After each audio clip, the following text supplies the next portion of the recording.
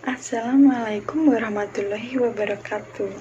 Perkenalkan, saya Ella Septiani dari kelas 1C Prodi Akuntansi Fakultas Ekonomi dan Bisnis Universitas PGRI Madiun. Di sini saya akan menjelaskan tentang manajemen usaha kecil dan organisasi nirlaba. Manajemen usaha kecil dan ruang lingkupnya.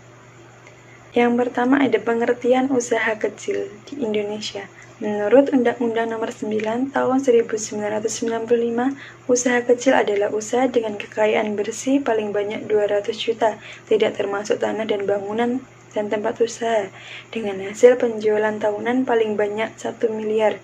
Sementara Departemen Keuangan seperti yang tercantum dalam Keputusan Menteri Keuangan Republik Indonesia Nomor 40 KMK 06/2003, usaha mikro adalah usaha produktif milik keluarga atau perorangan warga negara Indonesia dan memiliki hasil penjualan paling banyak 100 juta per tahun.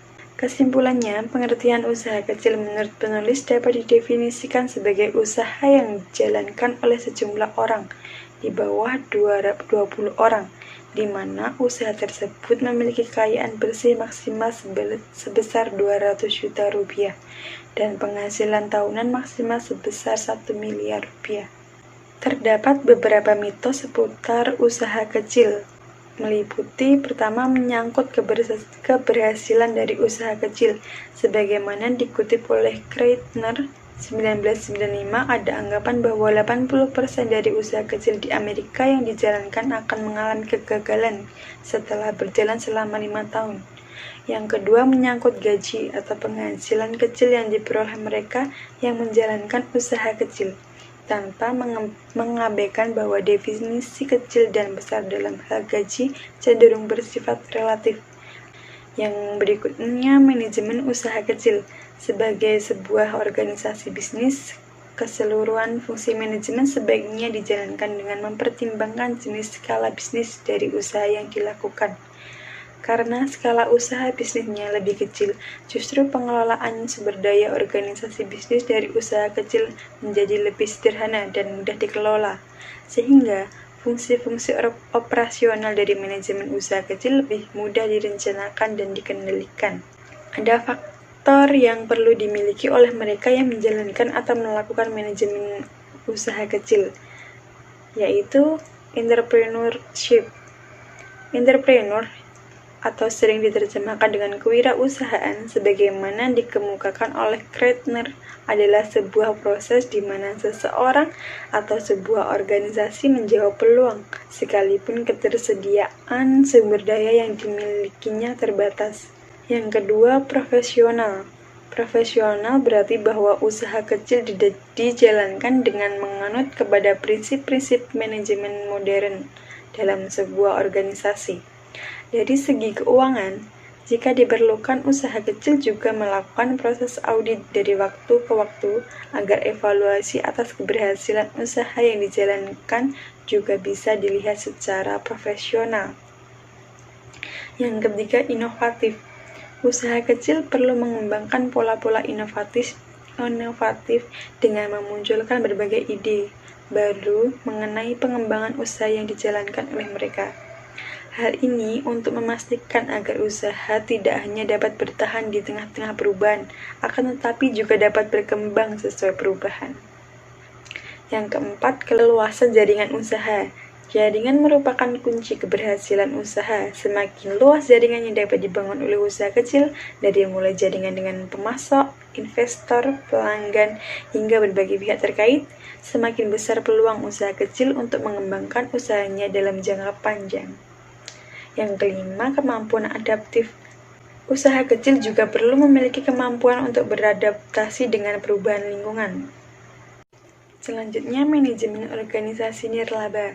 Pengertian dari organisasi nirlaba merupakan lawan dari pengertian perusahaan bisnis.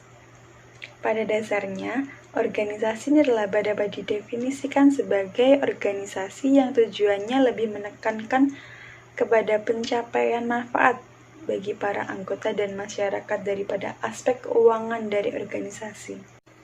Terdapat beberapa anggapan keliru mengenai manajemen bagi organisasi nirlaba, sebagaimana dikemukakan oleh Kreitner. yaitu yang pertama, manajemen organisasi nirlaba tidak sama dengan manajemen perusahaan. Manajemen organisasi nirlaba memerlukan visi, misi, dan tujuan yang jelas yang ingin dicapai bersama.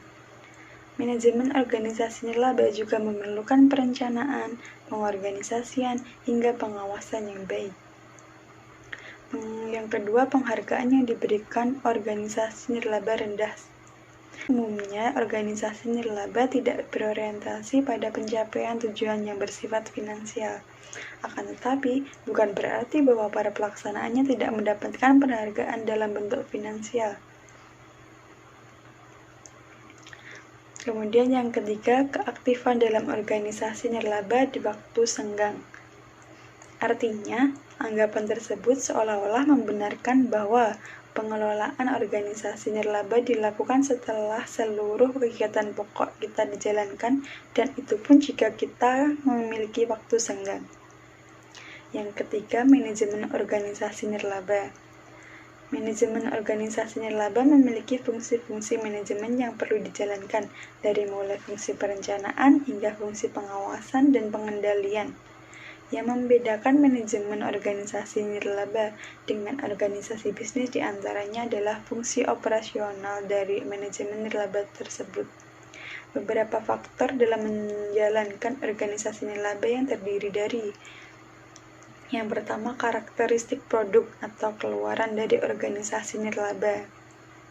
Yang kedua, sasaran dari kegiatan organisasi nirlaba. Terdapat dua jenis, yaitu sasaran input dan sasaran aktif. Yang dimaksud dengan sasaran input adalah mereka atau sesuatu yang memiliki potensi untuk berkontribusi dalam mendukung tercapainya produk atau keluaran yang ingin dihasilkan oleh organisasi nirlaba tersebut. Adapun sasaran akhir adalah mereka atau sesuatu yang berpotensi untuk menerima keluaran dari hasil kegiatan yang dijalankan oleh organisasi nirlaba. Kemudian sikap profesional dari pengelola organisasi nirlaba. Kemudian kemampuan adaptif dari organisasi nirlaba. Kemampuan adaptasi nampaknya harus dimiliki oleh seluruh jenis organisasi, tidak terkecuali dengan organisasi nirlaba.